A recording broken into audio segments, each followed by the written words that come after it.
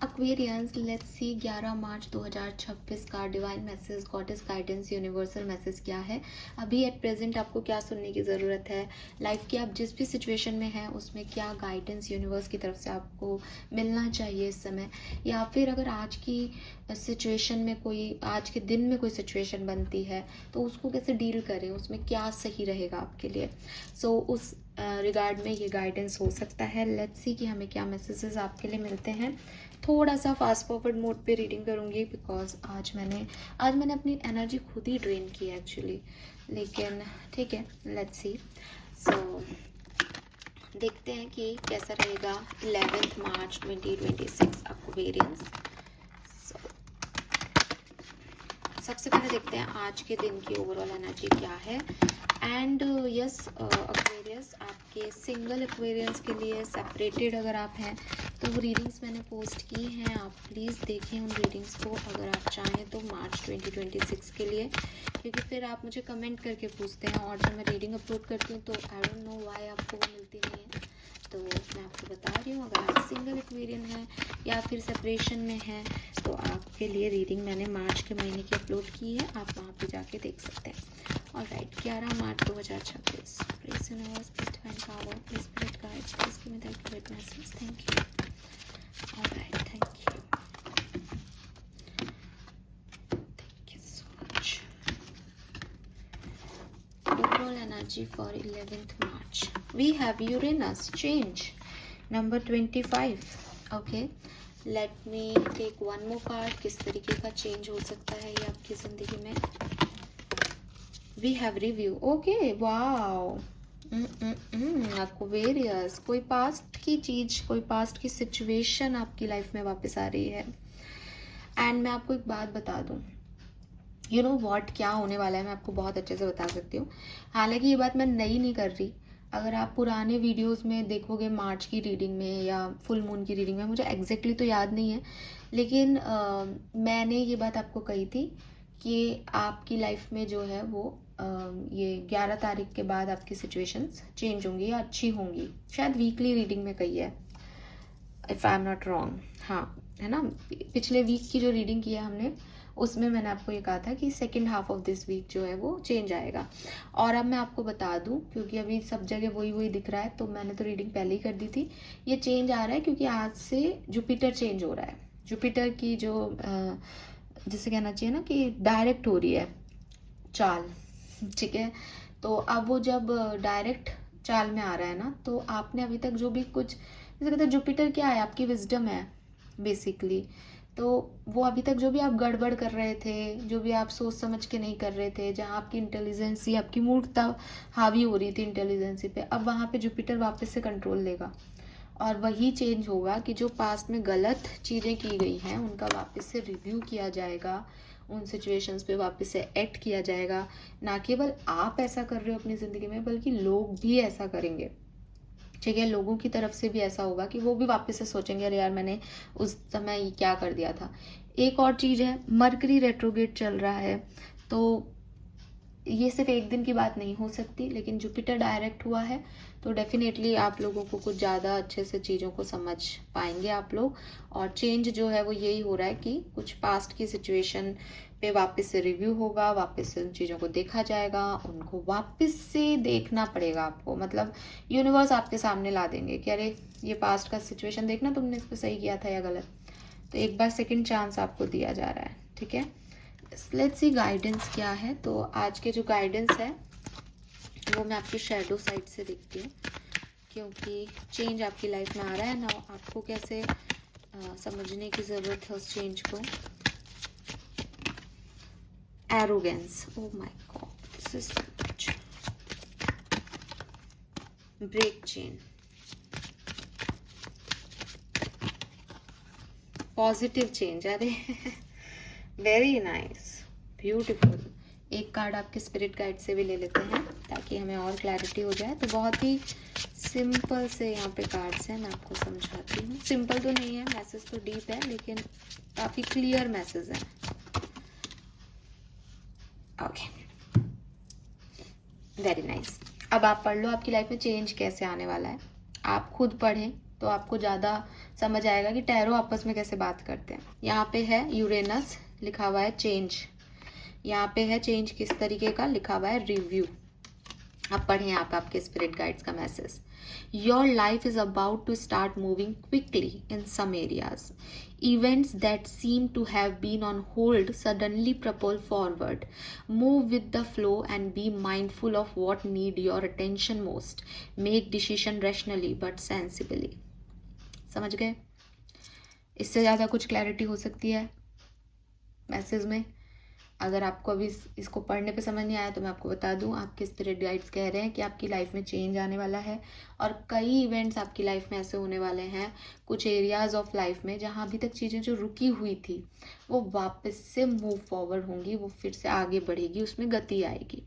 अब यहाँ आपको क्या करना है, थोड़ा सा माइंडफुल रहना है चीज़ों को लेके, लोगों को लेके, सिचुएशंस को लेकर के।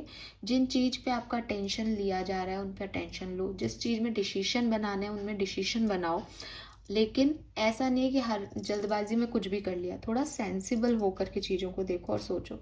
और वो आप क्या, सब होंगे दुनिया में सेंसिबल। जुपिटर डायरेक्ट हो गया इसलिए वो कारक ही विजडम का है, वो इंटेलिजेंस का है। अब चलेगा दिमाग सबका। अभी तक ऊट पटांग जो कर लिया वो कर लिया, अब सब सही हो जाएगा। अब आपको आपके सोल या आप कह दो शैडो साइड से क्या मैसेज आ रहा है। देखो सबसे पहले ये आ रहा है एरोगेंस। अब एरोगेंस क्या है और आपके लिए कार्ड क्यों आ रहा है, तो सबसे पहले तो आप इसे पढ़ें। Not seeing flaws, hide growth, no limit to learn and improve.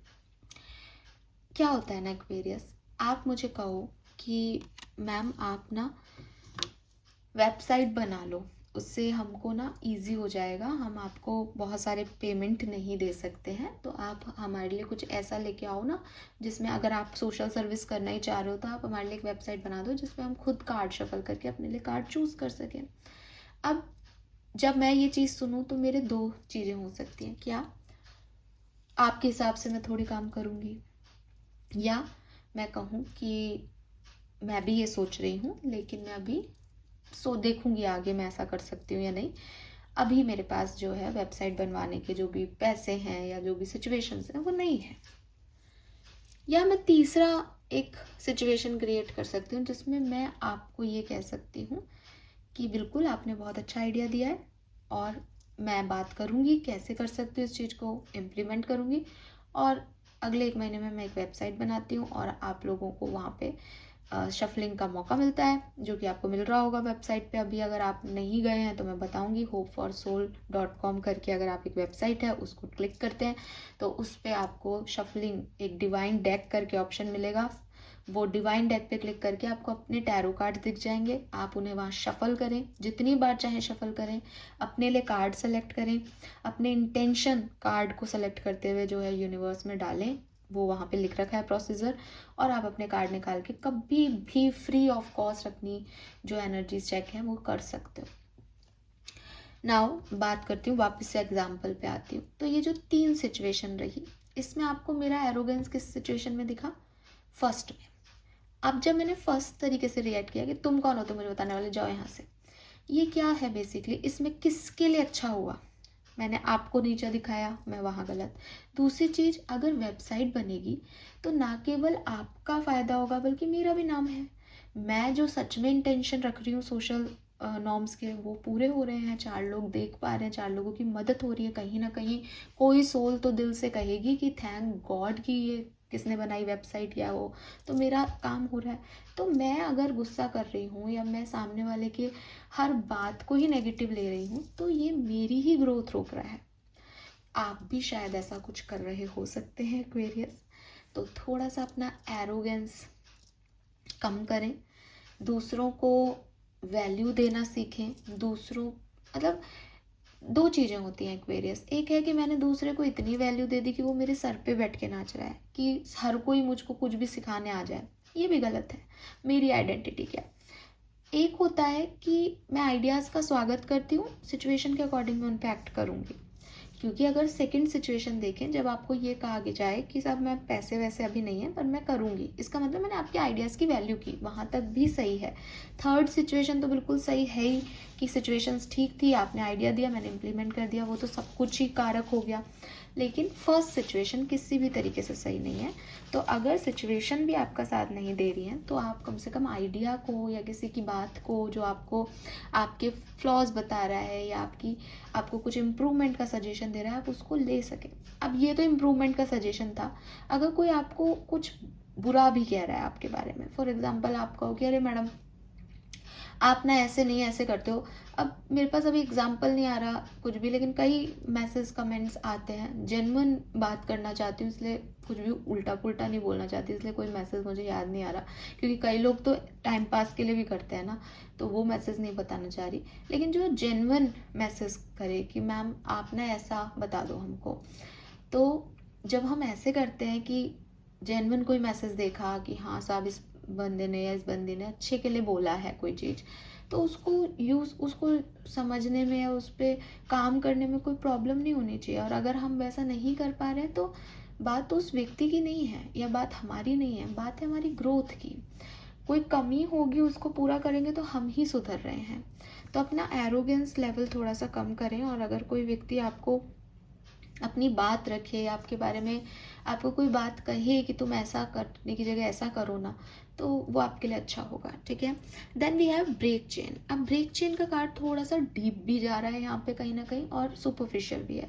Superficial इसका मतलब सिर्फ इतना है कि आपके बिलीफ सिस्टम को एक रीप्रोग्रामिंग की आवश्यकता है। एक्वेरियस बिलीफ सिस्टम को आवश्यकता है, मतलब सेम कार्ड एरोगेंस। एक तो ये है कि मैं ये मानूं कि जो मैं सोचती हूँ जो मैं मानती हूँ वही सही है। ठीक है, तो ये जो बिलीफ सिस्टम है ये आपको कहीं पे भी लेके नहीं जाता, बिकॉज आप ये मानते हो मैं ही सही कहती हूँ, मैं ही सही करता हूँ और मैं तो भगवान हूँ। ठीक है, और ये सब तो मूर्ख हैं पूरी सृष्टि वाले। ये एटीट्यूड ही गलत है। जब आप सच्ची स्पिरिचुअलिटी में आते हो, जब आप सच में जैसे कहना चाहिए ना कि अगर कोई फलों से लदा हुआ पेड़ है जिसके पास एक्चुअली में देने को ज्ञान है, वो व्यक्ति आपको हमेशा काइंड, हमेशा गिवर, हमेशा ऐसा झुका हुआ मिलेगा कि ठीक है साहब आप बताइए साहब आप ठीक है, मैं ऐसा हूँ। वो कभी आपको कुछ अपशब्द कहता हुआ या नाक ऊपर रखते हुए चलता हुआ नहीं दिखेगा।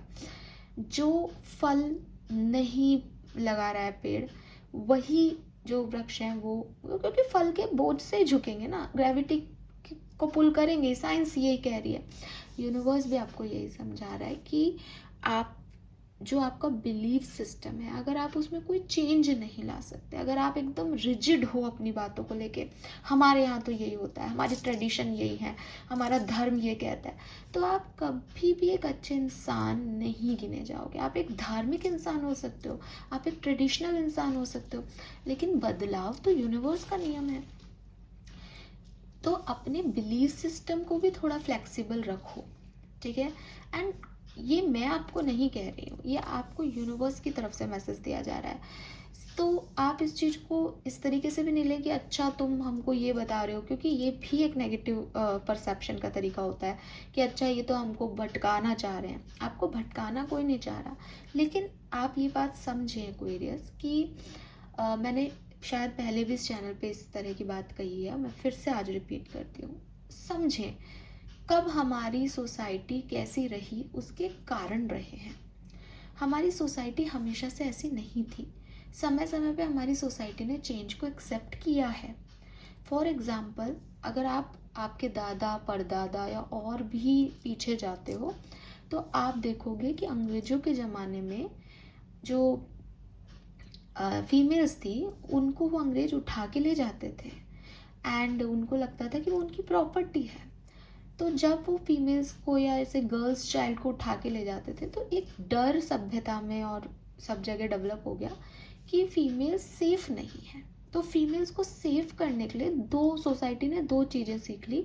एक तो ये कि गर्ल चाइल्ड पैदा नहीं होना चाहिए, वरना तो हमारी टेंशन बढ़ जाएगी, भाई लड़कों को वो नहीं ले जा रहे हैं, वो लड़कियों को ही ले जा रहे हैं। तो ये मानसिकता हमारी सोसाइटी में आ गई कि लड़कियां नहीं होनी चाहिए। दूसरी चीज़ कि अगर है भी आपके तो उनको जल्दी से आप ब्याह दो, शादी वादी कर दो, ताकि उनकी सेफ्टी उनके हस्बैंड की हो जाए, या फिर शायद कुछ अंग्रेज ये सोच के छोड़ दे कि भाई ये तो किसी और की वाइफ है, अब अपन क्या करें इस बच्ची का। तो ये सभ्यता ने उस समय अपना लिया कि साहब हम जो है वो अब इस फीमेल को परेशान नहीं करेंगे। तो दो चीज़ें मेंटलिटी में घुस गई इंसानों के। जब हम आगे बढ़े तो अंग्रेजी शासन ख़त्म हो गया। हमारी शादियाँ जो अर्ली एजेस में हो जाती थी, जिसे बाल विवाह कहते थे, उसके लिए कई लोगों ने भी मुहिम शुरू की। डेफिनेटली उन लोगों का जो है वो इम्पोर्टेंस है, क्योंकि एक भरी कम्युनिटी को कैसे समझाएं कि भाई अब वो दौर चला गया, अब तुम सुधरो। लोग तो अपनी बिलीफ सिस्टम पे अटके रहते हैं, नहीं लड़कियों की शादी तो जल्दी होनी चाहिए। लेकिन आपने भी कभी पढ़ा हो या आपने पापा वगैरह से कभी बात की हो तो आप देखेंगे कि पहले जो है वो 16 साल में शादी हो जाती थी, अब 18 रखी है कि जब वही बच्चा गवर्नमेंट नहीं चुन पा रहा, वो पति कैसे चुन लेगा। तो ये सब चीज़ें हमने चेंज की, सोसाइटी ने इस चीज़ को समझा। हो सकता है आज भी 10% लोग अगेंस्ट हों, लेकिन पास्ट की नीड वही थी जो थी। पास्ट में भी लोग गलत नहीं थे, पास्ट की नीड थी वो, आज की नीड वो नहीं है। अब जब हम बिल्कुल ही जो है कलयुग में आ गए हैं और ये 20s ख़त्म हो गया और ये इसमें आ गए 2000 के उसमें, अब तो इज़ लाइक कि गर्ल्स अपने आप को सेफ रख सकती हैं। अब तो बॉयज़ भी सेफ नहीं है उतने लेवल पे। तो अब ये दोनों ही बातें ख़राब हो गई कि ना तो आप उनकी शादी करो, ना ही आप गर्ल्स बॉयज़ में डिफ्रेंशिएट करो। लेकिन स्टिल आप देखोगे कि कई लोग हैं कि अरे बेटी हुई है, एक बेटा तो कर लो। एजुकेटेड लोग भी यही मानते हैं। उनको ये समझ ही नहीं आ रहा कि बेटी बेटा कोई वसीयत के लिए नहीं था। भाई तुम देने लग जाओ बेटियों को अपनी वसीयत, तुम ला दो ऐसे कानून। वसीयत के लिए नहीं है बेटी बेटा। ससुराल में रह करके भी अगर एक मदर इन लॉ अपनी बेटी को कहेगी हाँ बेटा तू अपने घर पे पापा मम्मी का ध्यान रख, तो ये भी तो एक आप ही लोगों में से कोई सास है ना, वो कोई अलग से थोड़ी आई है। तो अगर मान लो कि एक घर में बेटा और बेटी है, तो अगर इस घर के बहू को वो मदर इन लॉ अलाउ कर रही है, तो जिनके घर में उनकी बेटी की शादी हो रही है वो मदर इन लॉ भी अलाउ करेगी। थोड़े टाइम में हमारा समाज ऐसे इसको नॉर्मलाइज कर देगा। तो ये जो चीज़ है कि हम तो ऐसे ही चलते आए हैं, हमारे यहाँ तो यही होता है, ये हमेशा बदलता रहा है और बदलना पड़ेगा भी, क्योंकि जब जैसी सिचुएशन होती है आप वैसा बिहेव करते हो, आप हमेशा एक सा बिहेव नहीं करते हो। तो स्पेशली कुछ चीज़ों पे जब हम रिजिड हो जाते हैं तो वो हमारी ग्रोथ रोकता है, वो हमें एरोगेंट बनाता है, और ऐसे लोग जो हैं वो जल्दी से, जैसे कहना चाहिए, परेशान हो जाते हैं क्योंकि एडजस्ट नहीं कर पाते, और दुनिया भी उनकी वजह से जो है वो तंग रहती है। तो कोशिश हमें यही करनी चाहिए कि ये जो बिलीफ सिस्टम है हमारे, इनको हम कट करें और इनसे हम निकलें, इसमें हम कुछ अच्छा जो है वो हमेशा एड ऑन कर सकें। अगर हमारे बिलीफ सिस्टम अच्छे के लिए हैं और कोई हमें ज़बरदस्ती बदलना चाह रहा है, तब दिखाओ एरोगेंस, तब रखो स्टैंड। लेकिन जब हमें पता है कि इस बात का कोई तूल नहीं है, मैं ऐसा कर रहा हूँ तो 4 लोग गुस्सा हो रहे हैं, नाराज हो रहे हैं, परेशानियाँ हो रही हैं लोगों को, ठीक है यार, जो तुम्हारी मर्जी है कर लो, मेरा भगवान मुझे देख रहा है, मेरी ये सोच है, ठीक है जो कर लो। आदमी जब रियल में फेथ सिस्टम को जीता है, रियल में लॉ ऑफ अट्रैक्शन को जीता है, रियल में भगवान पे विश्वास करता है, रियल में स्पिरिचुअल होता है, वो किसी चीज़ पे अड़ता नहीं है, बहुत फ्लेक्सिबल रहता है। ट्रस्ट मी, मतलब मैं देख के कह रही हूँ, ऐसा नहीं है कि मैं आपको कोई ऐसा ज्ञान दे रही हूँ कि साहब देखो मैं नहीं हूँ, लेकिन मैंने देखा है लोगों को तो, और मोक्ष मिलते हुए भी देखा है। मैंने देखा है कि अगर आप अपनी लाइफ को बहुत अच्छे से फ्लेक्सिबल अप्रोच रख के जीते हो, बहुत ज़्यादा ना दूसरों को तंग करते हो ना खुद को, तो आपको एक बहुत अच्छी मैं कहूँगी कि अच्छी मौत से मेरा मतलब है तकलीफ नहीं है, आप कभी किसी को तकलीफ नहीं देते, आप बाद में भी नहीं देते, और एक रिलीफ, एक पीस आपको मिलती है, आपकी सोल को मिलती है। Then we have positive change, transform pain into strength and empower yourself. तो सबसे पहले तो पॉजिटिव चेंज आपको यही मैसेज दे रहा है कि देखो अच्छे बदलाव आने वाले हैं, तुमने जो कुछ भी सहा है वो अब स्ट्रेंथ बनेगी तुम्हारी, उससे तुमने जो सीखा उसको यूटिलाइज करो अपने नए चैप्टर्स में, ठीक है। तो परेशान मत हो, अपने आप को फ्री कर दो और इवॉल्व हो जाओ इस पेन में कि मैंने बहुत सारी जो है एक्सपीरियंस ले लिया इस सिचुएशन से, ये बहुत ज़रूरी है आपके लिए। एक ब्रेक चेन का जो मैसेज है वो मैं आपको डीपर लेवल पे ये देना चाहती हूँ, क्योंकि ये मैसेज मुझे मिल रहा था उस समय। तो मैं ये कहूँगी कि देखो एक्वेरियस, हर सोल का ना एक सोल पर्पस होता है, अगर आपने कभी बात सुनी हो इस तरह की तो आप में से काफ़ी लोग, सबका नहीं लेकिन आप में से काफ़ी लोगों का ये जो नया चैप्टर है ये आपको आपके सोल पर्पस की तरफ अट्रैक्ट करेगा। एंड आपका सोल पर्पस ये है कि आप अपनी ज़िंदगी में कुछ ऐसा करें जो आपकी फैमिली में या आपकी ब्लड लाइन में किसी ने नहीं किया है।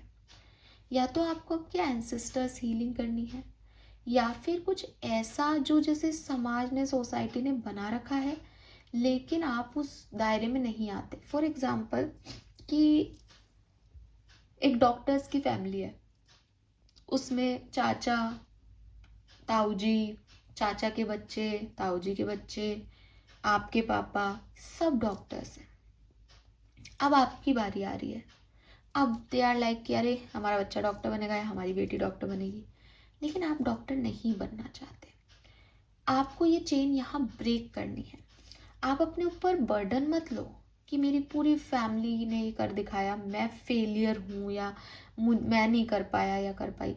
एक्चुअली आपको यहाँ ये चेन ब्रेक करनी है। You are a changer of your family, या इस ब्लड लाइन के चेंजर हो आप। ये कुछ ऐसा भी हो सकता है कि आपकी फैमिली में किसी ने लव मैरिज नहीं की, कोई किसी के अगेंस्ट नहीं किया, कोई इंटरकास्ट मैरिज नहीं हुई, बट आपसे वो चीज़ शुरू होगी। आप जो है वो नए लोगों को अपनी फैमिली में, अपनी ब्लड लाइन में, अपनी हिस्ट्री में लेके आओगे, तो यहाँ से ही आपके लिए चेंज आएगा। तो अगर आप कुछ ऐसा महसूस कर रहे हो इन दिनों, या इस चेंज वाले एटमॉस्फेयर में आपको ऐसा लगे कि यार सब ने मेरी लाइफ फैमिली में अलग तरीके का काम किया और मैं अलग ही हूँ, आप अलग हो। और आप अलग इसलिए हो क्योंकि आपसे यूनिवर्स का एक पर्पस पूरा होना है। आप देखो कि ऐसी ब्लड लाइन का कोई क्या करेगा जहाँ सेम जेनेटिक सिस्टम चल रहा है, कोई कुछ आवाज़ ही नहीं उठा रहा, वहाँ आपको बदलना पड़ेगा। और इससे ना हीलिंग होगी, इससे उन सारे बच्चों की हीलिंग होगी आपकी फैमिली में जिन्होंने ज़बरदस्ती उस प्रोफेशन को अडॉप्ट किया, जबकि वो शायद कुछ और चाहते थे अपनी लाइफ में। ठीक है, उन सब रिश्तों की हीलिंग होगी जहाँ शायद वो किसी और को पसंद करते थे लेकिन उन्होंने उन लोगों से शादियाँ नहीं की, बल्कि अरेंज मैरिज की, क्योंकि फैमिली का उनके ऊपर बर्डन था। लेकिन आप अब अड़ जाओगे कि नहीं, मैं नहीं करूँगा, मैं दूसरे से ही शादी करूँगा। और जब वो होगा तो आपकी फैमिली के बाकी सब लोग जो हैं वो रियलाइज़ करेंगे कि हम भी कर सकते थे उस समय, लेकिन नहीं हुआ हमसे, because you are the game changer. ठीक है, सो इस चीज़ को हमेशा ध्यान रखें कि कभी कभी कुछ चेन्स हमें ब्रेक करनी पड़ती है और यूनिवर्स हमें उस पर्पस से भेजता है कि तुम बदलो इस सिचुएशन को। ठीक है, कई बार कुछ कर्सेस होते हैं फैमिलीज़ पे। वो कर्सेस होते हैं कि भाई जो है अभी इस फैमिली में जो है कभी भी लड़की नहीं होगी, तो लाइक बहुत सारी पीढ़ियाँ हमारी ऐसे जाती है कि हमारे घर में तो जो है वो लड़की नहीं है, लड़की नहीं है हमारे घर में। तो ऐसी सिचुएशन में आप जो हैं वो कुछ ऐसा करते हो कि साहब आपकी फैमिली में ये जो बच्ची हुई है ये उस सारी चीज़ों का प्रॉब्लम सह लेगी, ये सारी सिचुएशंस को झेल लेगी। जो कर्ज है वो इस एक बच्ची पे जाएगा, तो उस बच्ची को शादी में प्रॉब्लम आएगी, उस बच्ची को प्रेगनेंसी में प्रॉब्लम आएगी, उस बच्चे को बड़ी तकलीफें आएंगी पढ़ाई लिखाई की भी, कि एक ही तो बच्ची मिली मन्नतों से, उसको भी देखो कभी बीमार हो रही है, कभी कुछ हो रहा है, कभी कुछ हो रहा है, उसकी ज़िंदगी अच्छी है ही नहीं। रीज़न, उसने वो सारा कर्ज खुद पे ले लिया है। अब पीढ़ी सफल हो जाएंगी, अब वो कर्ज मिट जाएगा, ये कर्मा यहाँ रिलीज़ हो जाएगा। तो ऐसे कई चीज़ें हैं सोल लेवल पे जो मैं आपको ऐसे छोटी सी रीडिंग में नहीं बता सकती, लेकिन मुझे यहाँ पे ये ना डीप वाइब्स आ रहे हैं। तो आप अपनी सिचुएशन को थोड़ा ऐसे भी देखें। कुछ लोग, सबके लिए नहीं होगा ये मैसेज डेफिनेटली। ठीक है, कलर ऑफ द डे की बात करती हूँ तो मैं कहूँगी रेड कलर। और नंबर्स की बात करें तो 3, 1, 6, 7, 5, यस, एंड 25, 15, ये नंबर भी सिग्निफिकेंट हो सकते हैं। So this is all for you Aquarius, hope ये आपसे रेजोनेट होगा। और लमसम में मैसेज सिर्फ इतना है कि चेंज आ रहे हैं, पॉजिटिव चेंज आ रहे हैं, बस अपनी ग्रोथ को डिफेंस मैकेनिज्म में रोकना मत, रिव्यू करना, लोगों से बात सुनना, अपने फ्लॉज पे काम करना, और जो कुछ भी आपके बिलीफ सिस्टम्स हैं रॉन्ग, उनको तोड़ना। ये भी एक बिलीफ सिस्टम हो सकता है कि मेरे पे बहुत ज्यादती हो रही है, लेकिन अब जब आप इसको ऐसे देखोगे कि आपका सोल पर्पस लेके आए हो आप, तो आपको थोड़ा सा आराम मिलेगा कि अच्छा शायद अच्छे के लिए मेरा जन्म हुआ है। ठीक है, so this is all for you. Thank you so much. Channel को लाइक और सब्सक्राइब करना। Bye bye.